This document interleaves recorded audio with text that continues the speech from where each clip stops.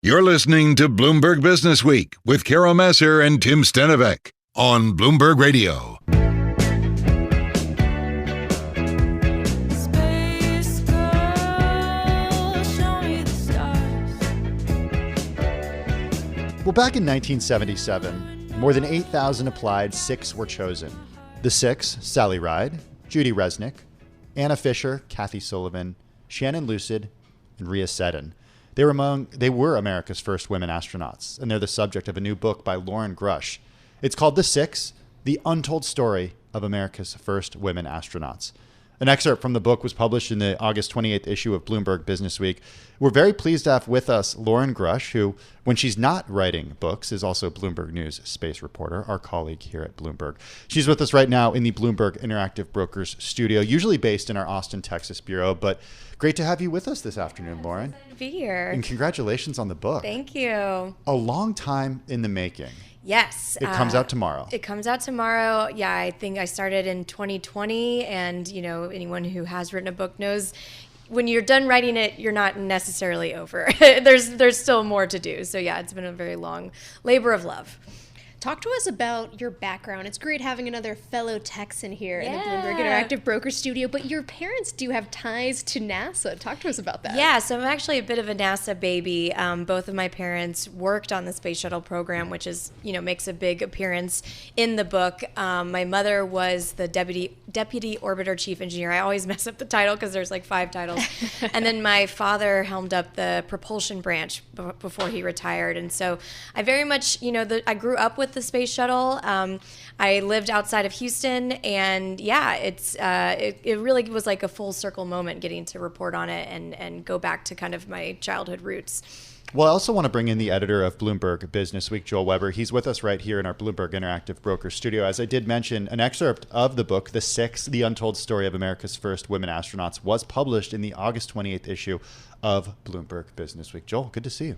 Yeah, thanks. And so excited about, I was excited about the excerpt when the excerpt ran. Now I'm excited about the book. Yes. So congrats, Loren. So, the part that we wanted to talk about in the book was specifically about Sally Ride. And when you worked on that part of the book, I'm curious, there's an element that still resonates today, and that was a key part of the excerpt. And I'm curious, walk us through why Sally Ride matters all these years later.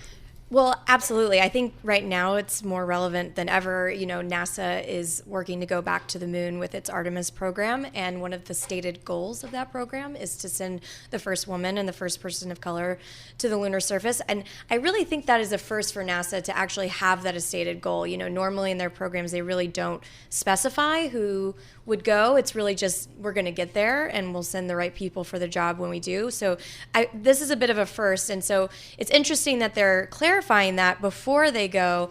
And I think Sally's story is really pertinent right now because obviously when Sally was going up to space, it was such a novel concept for the country, even though, it really shouldn't have been. A lot of journalists and the media were asking some asinine questions about her, and we're just so curious how that women and men could possibly fly into space together. So, Sally kind of took on that burden when she was the first one. And so hopefully, as we move forward and try to fix these, errors in our space history by sending the first woman and the first person of color to the moon, those people have it a little bit easier. And the press will, I'll be a member of the press, so I won't ask those questions of those people when they fly. So there was also, so much of what the book, specifically the Sally Ride part's about, the competition to be at first it was the first woman in space, but it was the first American woman in space. Yeah, that came after we got beat because Russians, the Soviets. The Soviets did beat us. Yes. But let's talk about the American competition, right? Mm-hmm. And that was like a fascinating competition because it was like a moment of equality, and yet Was it? Well, I mean, you have to understand when you have a group of competitive astronauts, as you had with the TFNGs, the class of astronauts that Sally was in. Wait, what was that? The TFNGs, they're the 35 new guys. Is that really what it stands for? Well, so there I'm might pretty have been sure that's another not what it title. stands There's a cheeky separate title called that. Just a different can F I curse word? on this show? You can't. Well, you The can't. effing new guys is the other term. Okay, there we go. And it's a military term that they're nodding to the fact that they know the newbies and everyone's giving them the side eye. But they're an extremely competitive group of individuals. So obviously their sole ambition was to fly into space. I hear that is the sole ambition of every astronaut, obviously. And so they all wanted to be the first. And I think with the women, obviously, there was that added pressure of being the first American woman. And so the issue they had, though, was they really had no idea what the terms of this quote-unquote competition were. Obviously, NASA wasn't saying there was a competition, but everybody was asking about it. The media all knew about it. They were all kind of picking their favorites by who they liked to cover and who, they thought maybe fit the best feminine archetype, that was kind of playing out in the press before they were chosen. We'll talk a little bit more about the press coverage at the time, and you use the term asinine, which I think makes a lot of sense after reading it. Also, unenlightened is another term. I keep having to remind myself this isn't that long ago. No. I mean, we're talking like just before the 1980s, which was the decade I was born in. Like, this is not that long ago. Yeah, I mean, even when they first came on board, when the first 6 women came on board, a reporter asked during the initial press conference that announced them, was Shannon's 3 kids taken into account? And it's, we've been flying with men who had children for many, many years by that point, and still, they were concerned about whether or not a mother could handle this role. And so that was just reflected in many of the questions that were asked. Sally probably got the worst of them just because she was the first, Famously, she was asked if she wept in the simulator when it broke down. There were some other, there was another one. I actually have the video of that press conference before she flew, which you have to watch in person because her facial expressions are just so good. She handled it very gracefully, but you can tell, she's hurting inside. And there was another question that was asking her, you quit tennis. She used to be a tennis player before she came to the space program, and it was you quit tennis because you didn't think you had the ability to go pro. Would you have quit the space program if you hadn't been the first American woman picked? So, just kind of terrible questions like that. They asked if she'd be the first mom in space. One anchor asked if she wished she were a man. It just truly, you wonder how. I keep saying during these interviews, I apologize for our press ancestors because I feel like we've come a long way. I'm with you.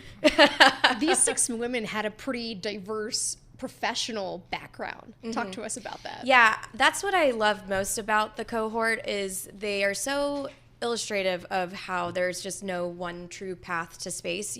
We had 2 medical doctors, an astrophysicist and tennis player, an electrical engineer, an oceanographer, and geologist, and a chemist. And not only were they diverse in the types of fields that they worked in, but also in terms of whether or not they always wanted to be astronauts. Half of them had dreamed about it their whole lives or had secretly harbored this ambition, while the other half didn't even think about it until they saw that NASA was opening up the selection process. And I just think that's a really great illustration of, when you make things more diverse and accessible for people, those who would be great in those roles would realize that they could actually do it when they wouldn't have before. Okay, there's also this subtle thing that comes up in the book that astronauts seem to have a chemical attraction to one another. How many different relationships were there? There were 3 of the women did marry other astronauts, and one they married, before they became astronauts, but secretly harbored that ambition. Others met through the program. And I think that's just it's indicative of the fact that they spent a lot of time together. This was a very close, tight-knit group of astronauts, the TFNGs. The men, I actually say this in the book, what was described to me is the women weren't exactly, the bestest of friends, which you might think they were being very similar in how they were picked and the things that were asked of them. But it was really the men that they spent most of their time with. For instance, they had to stay current in NASA's fleet of T-38 jets. And so since the women weren't able to fly the planes themselves, they had to be in the back seat. And so they spent a lot of time with male pilots, and so they would start to gravitate towards the pilots that they like the most. So I think it just goes to show that when you put a lot of, very accomplished, good-looking people together, and you make them spend a lot of time together, romances bloom. Talk to us about. Take that, Tim. I'm not trying to follow that. You can't swear on the show, okay? So it's hard to know what direction I can go in here. How are things at NASA today in terms of gender breakdown? Because if you look at the airline industry, it's still relatively rare to actually have a female captain. Yeah, I mean, there's still quite a long way to go. While each of the astronaut selections since the 6 were chosen have had women, they all haven't been equal. And in terms of the women who've gone to space, I think we're still below 1/6 of the people who've gone to space have actually been women. And the women of the statistics for women of color are just even more abysmal. We have such a long way to go to really reach that equality. Why is that? I just think that when you put up societal barriers in place, it takes quite a long time to break them down. So, think of the criteria that it takes to become an astronaut. We had to really encourage women and people of color to go in STEM fields because they were discouraged from going into those fields for so long. And it just takes a while to, break those barriers down. So, when it comes to space, things take a really long time. Developmental time takes, we're talking on the order of years and decades. But, to that point, it's probably safe to say that we could be doing more. There's better ways to, encourage a more diverse set of people to get into the program. So it's just something to keep top of mind. So much of what you read about now in space is the commercialization. And we're really in the early days of that effort.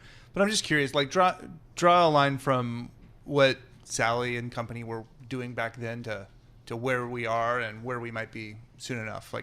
How much groundbreaking stuff did they really accomplish? Well, so the great thing about the space shuttle is you can see, echoes of it today, right?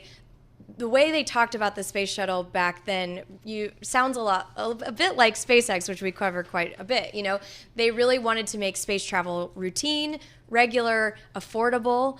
The space shuttle was meant to be reusable. Obviously, it wasn't fully reusable. But we're also not at fully reusable yet with any rocket we currently have. SpaceX is also partially reusable.